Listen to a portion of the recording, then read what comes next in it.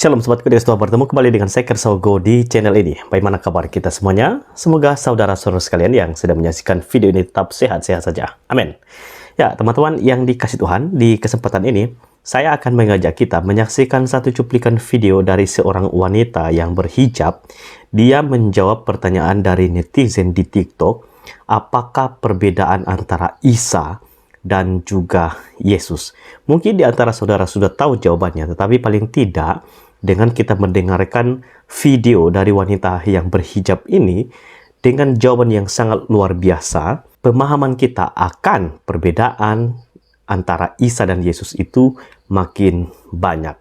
Saya sangat salut dengan wanita yang berhijab ini, dan saya sudah beberapa kali berkomunikasi dengan dia dan dia sangat luar biasa.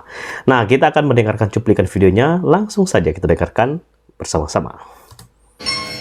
Halo, saya tanggapi ya komentar sekaligus menggunakan hak jawab saya dari tulisan Boy Andrianto.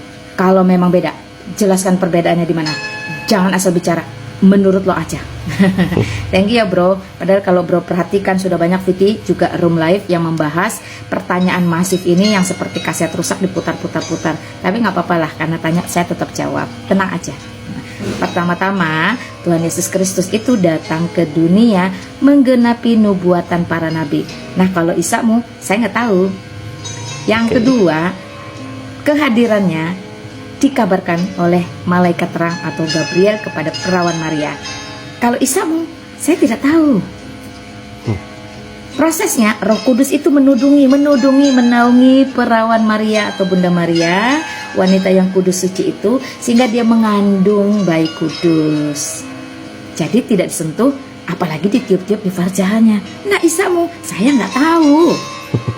Selanjutnya, Yesus Kristus itu lahirnya di Palungan. Palungan itu adalah tempat makan domba. Tempat makan domba adanya di kandang domba, bukan di mana-mana. Tapi katanya Isamu lahir di bawah pohon kurma. Bener bukan? Berikutnya, ketika lahir, Yesus Kristus yang adalah Tuhan itu langsung disembah loh oleh para gembala yang mewakili kaum hina papa miskin kere. Tapi juga disembah oleh kaum intelek yang kaya raya, orang Majus dari timur.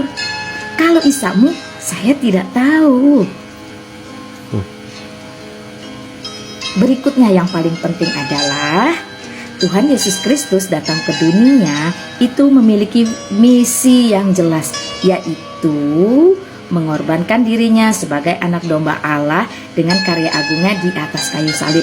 Demi apa? Demi keselamatan kamu, saya, dan seluruh umat manusia yang percaya padanya loh. Yang gak percaya pasti binasa. Sedangkan Isamu, saya nggak tahu. Dan ketika di atas kayu salib pun, Tuhan Yesus tidak pernah ingkar janji, tidak pernah melarikan diri, tidak pernah mengelabui ciptaannya. Jadi dia tetap tuntaskan tugasnya, disalibkan, mati, dikuburkan, pada hari yang ketiga bangkit loh dari para antara orang mati. Nah, Isamu saya nggak tahu, dia misinya apa saya nggak tahu.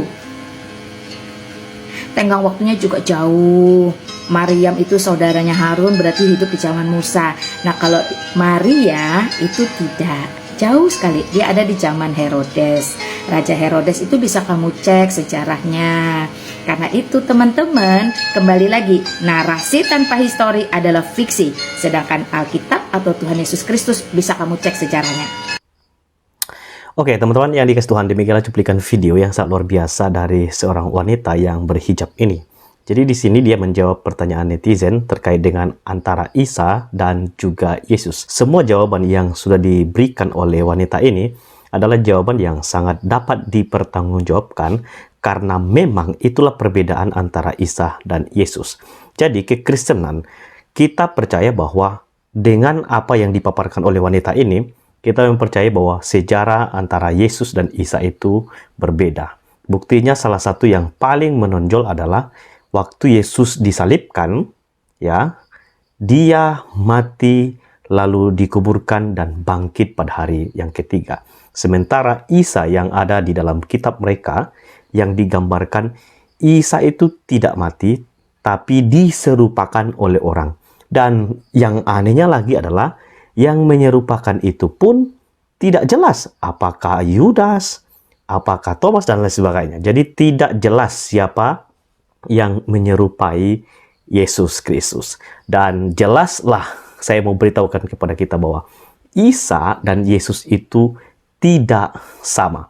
Nah, ada satu lagi yang tidak diucapkan oleh wanita yang berhijab ini, dan saya akan tambahkan. Malaikat Tuhan memberitahu kepada para gembala akan Yesus Kristus yang lahir itu.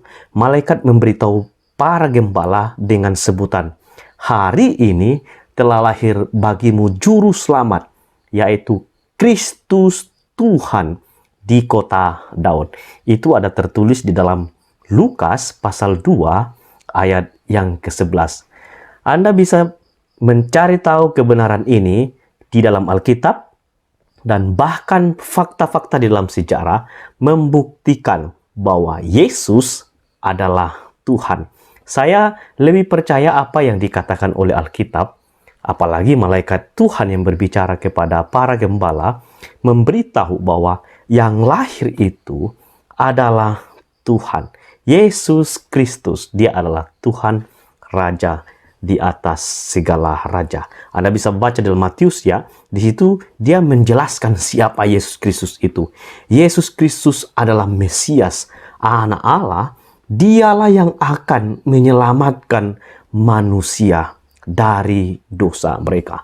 Karena itu, Yesus yang dipercayai oleh orang Kristen adalah Yesus yang sebenarnya. Saya punya buku banyak sekali tentang Kristologi, tentang Yesus Kristus dan Kristus yang tiada tara. Di situ buku-buku sangat-sangat serius menjelaskan ketuhanan Yesus, tetapi juga kemanusiaan Yesus. Dan ini tidak sama dengan Isa yang digambarkan atau yang dipercayai oleh saudara-saudara kita, tetangga kita. Dan saya mau katakan di dalam video ini, bersyukurlah Anda karena telah dipilih, telah diselamatkan, dan menjadi bagian, jadi ahli waris kerajaan Allah. Karena yang menjanjikan, yang menjamin hidup kita di dalam kekekalan adalah Yesus Kristus. Dia berkata, siapa yang percaya kepadaku, maka mereka tidak akan binasa. Jadi bersyukurlah karena Anda dan saya adalah orang percaya yang sudah dipilih dan diselamatkan oleh Tuhan Yesus Kristus. Kiranya kebenaran ini terus dikumandangkan sehingga banyak orang mendengarkan Yesus Kristus yang sebetulnya, yang sebenarnya, sehingga banyak orang diselamatkan. Tuhan memberkati kita semua. Sampai ketemu di video selanjutnya. Shalom.